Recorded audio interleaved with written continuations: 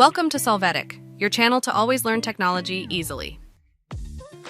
Below in the description, you will find useful links we used in this video.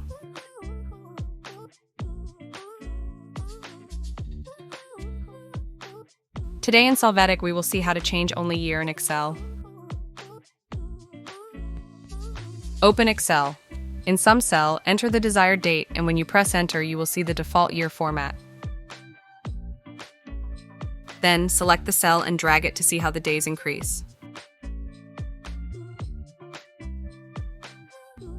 There, with the cells selected, click on the icon below and in the pop-up menu choose the option, Fill Years.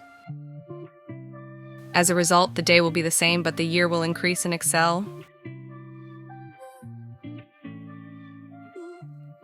Hey, remember to subscribe Solvetic channel.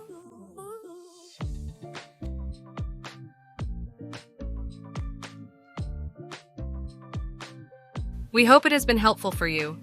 Here are links to watch more videos of your interest and subscribe to the Solvetic channel. Thank you.